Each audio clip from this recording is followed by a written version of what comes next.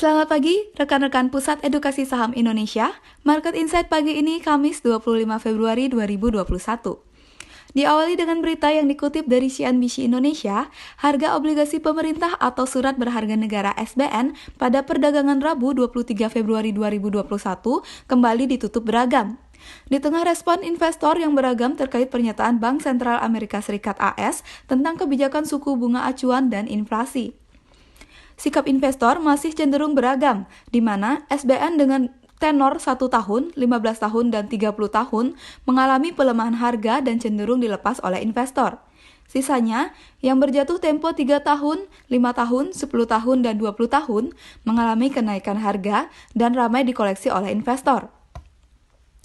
Investor masih cenderung beragam menanggapi sentimen dari outlook ekonomi negara adidaya. Kemarin, Bos Bank Sentral AS Federal Reserve The Fed, Jerome Powell, berpidato di depan Komite Perbankan Senat. Powell mengatakan bahwa ekonomi Amerika Serikat masih menghadapi jalan panjang untuk bisa mencapai target inflasi dan pembukaan lapangan kerja sehingga perlu kebijakan substansial lanjutan. Dia menilai inflasi masih lunak, sehingga kebijakan sekarang akan dipertahankan. Berita selanjutnya, Bursa Efek Indonesia (BEI) membuat kebijakan baru, yaitu tidak menampilkan kode broker dalam running trade di sistem perdagangan saham. Menurut rencana, kebijakan ini akan mulai berlaku 26 Juli 2021 nanti. Setelah aturan ini berlaku, investor tidak dapat melihat anggota bursa mana yang akan mentransaksikan saham tertentu. Kode broker ini baru akan bisa terlihat pada akhir perdagangan. Direktur Perdagangan dan Pengaturan Anggota Bursa BEI Laksono Widodo mengatakan pertimbangannya dilakukan kebijakan ini terutama untuk mengurangi adanya kebiasaan menggiring atau herding behavior pasar ke saham-saham tertentu. Lainnya adalah untuk meningkatkan tata kelola pasar. Penutupan kode broker ini nantinya juga akan dilanjutkan dengan adanya penutupan tipe investor, yakni investor lokal dan investor asing. Kebijakan ini akan mulai efektif 6 bulan setelah penutupan kode broker dilakukan. Berita selanjutnya, rencana operator telekomunikasi PT Indosat Tbk (ISAT) untuk kembali melepas kurang lebih 4.000 menara telekomunikasi yang diumumkan pertengahan bulan ini ternyata menarik minat dari sejumlah perusahaan penyedia infrastruktur telekomunikasi. Meski tak terang-terangan disampaikan, dua peminatnya adalah PT Sarana Menara Nusantara Tbk atau TOWR dan PT Daya Mitra Telekomunikasi atau Mitratel, anak usaha dari PT Telkom Indonesia Tbk. Vice President Corporate Communication Telkom Indonesia Pujo Pramono menyebut terus membuka peluang untuk mengembangkan bisnis secara inorganik. Ini termasuk untuk menambah menara telekomunikasi. Wakil Direktur Utama Sarana Menara Nusantara Adam Gifari mengatakan menambah jumlah menara telekomunikasi baik organik maupun anorganik merupakan bagian strategi dari bisnis perusahaan, sehingga perusahaan akan mengambil peluang dan mengevaluasi kesempatan yang ada. Berita terakhir dari CNBC, anak usaha grup Astra di sektor perkebunan sawit PT Astra Agro Lestari Tbk (AALI) mencatatkan kenaikan laba bersih sepanjang tahun lalu mencapai 295% menjadi 833,1 miliar rupiah dari periode tahun sebelumnya yang hanya sebesar 211,12 miliar rupiah. Mengacu laporan keuangan publikasi di Bursa Efek Indonesia (BEI), kenaikan laba bersih ini terjadi seiring dengan pendapatan AALI yang juga naik 7,79% menjadi 18,81 triliun dari tahun sebelumnya yang hanya 17,45 triliun. Secara rinci, pendapatan minyak sawit mentah dan turunannya naik menjadi 17,37 triliun dari periode tahun sebelumnya 15,93 triliun. Pendapatan inti sawit dan turunannya turun tipis menjadi 1,31 triliun dari 1,35 triliun dan pendapatan inti sawit dan turunannya turun menjadi 127,13 miliar rupiah dari sebelumnya 167,73 miliar rupiah.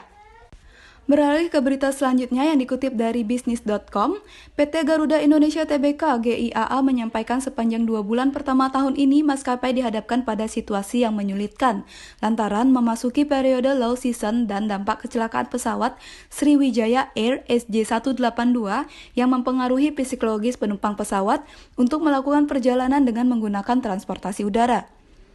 Dari hasil monitoring dan evaluasi, terdapat 140 penerbangan per hari selama hampir 2 bulan berjalan tahun ini, sedangkan jumlah penumpang sekitar 10.000 per hari. Kondisi ini yang membuat masa pemulihan bagi maskapai makin berjalan dengan sulit, walaupun inisiatif yang dilakukan sudah mencapai titik optimum. Berita selanjutnya, PT Angkasa Pura I Persero atau AP1 akan mulai uji coba pemeriksaan COVID-19 menggunakan alat Genos C19 di Yogyakarta International Airport atau YIA pada Minggu ketiga Maret 2021. Direktur Utama AP1 Faik Fahmi mengatakan saat ini tengah melakukan persiapan uji coba penggunaan Genos C19 sesuai Surat Direktur Keamanan Penerbangan Direktorat Jenderal Perhubungan Udara.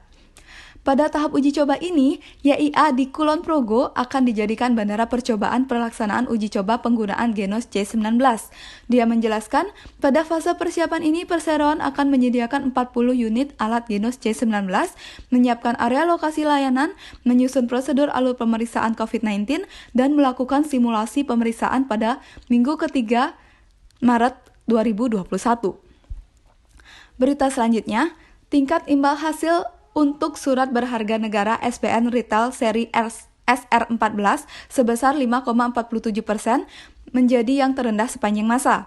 Imbal hasil yang ditawarkan sebesar 5,47% merupakan tingkat tetap atau fixed rate. Pembayaran imbal hasil atau kupon akan dilakukan rutin setiap bulan dan pembayaran pertama pada 10 April 2021. Adapun besaran kupon SR14 merupakan yang terendah sepanjang sejarah penerbitan suku retail. Sebelumnya, kupon terendah dipegang oleh seri SR10 yang terbit pada tahun 2018 lalu yang menawarkan imbal hasil 5,9%. Kementerian Keuangan melalui Direktorat Jenderal Pengelolaan Pembiayaan dan Risiko (DJPPR) mengumumkan SR14 SBN Retail kedua yang diterbitkan pada 2021 tersebut memiliki tenor 3 tahun dengan jatuh tempo pada 10 Maret 2024. Berita selanjutnya dikutip dari Kontan Indonesia. PT Fast Food Indonesia Tbk atau FAST masih ingin menggelar agenda ekspansinya tahun ini. Pemegang hak waralaba merek KFC untuk seluruh Indonesia dari Kentucky Fried Chicken Corporation tersebut berencana menambah 25 gerai baru atau lebih pada tahun ini. Fast memang cukup aktif menambah gerai baru. Merujuk kepada pemberitaan kontan.co.id sebelumnya, Fast tercatat telah membuka 4 gerai baru di sepanjang awal tahun hingga 10 Desember 2020. Berita selanjutnya, Sinarmas Land Limited semakin ekspansif. Perusahaan properti grup Sinarmas ini telah mengakuisisi 3 perusahaan properti yang berbasis di Indonesia, senilai total 347,77 miliar. Ketiga perusahaan tersebut adalah PT Bumindo Rapenas Jaya Utama, PT Cibubur Permai Lestari, dan PT Gunung Indah Permai Lestari. Sinarmas Land mengambil alih seluruh saham di 3 perusahaan tersebut. Secara terperinci, Sinarmas Land mengakuisisi 258.412 saham BRJ senilai 129,21 miliar. Kemudian, 290.670 saham CPL senilai 145,34 miliar rupiah, serta 73.228 saham GIPL senilai 73,23 miliar rupiah. Jadi, nilai total transaksi itu mencapai 347,77 miliar rupiah. Berita terakhir, penjualan suku retail seri SR14 berpotensi melampaui capaian penjualan obligasi retail Indonesia seri ORI 19. Pemerintah menetapkan imbal hasil SR14 sebesar 5,47% per tahun. SR14 ini memiliki jangka waktu 3 tahun. Adapun masa penawaran mulai dari 26 Februari 2021 pukul 9 WIB hingga 17 Maret 2021 pukul 10 WIB. Investor dapat memesan mulai dari 1 juta hingga 3 miliar kepada Subdirektorat Peraturan dan Analisis Hukum Surat Berharga Syariah Negara atau SBSN, Direktorat Pembiayaan Syariah DJPPR. Nana Riana memprediksi bahwa minat investor untuk SR14 akan tinggi, mengingat likuiditas di masyarakat masih sangat tinggi. Apabila di tengah kondisi pandemi saat ini, IKA memandang kalau masyarakat lebih memilih untuk menabung dan berinvestasi pada instrumen yang dianggap liquid, seperti reksadana pasar uang dan surat utang atau sukuk dengan tenor jangka pendek yakni 1-3 tahun. Sekian Market Insight pagi ini, semoga menambah wawasan dan semoga tersenyum melihat market pagi ini.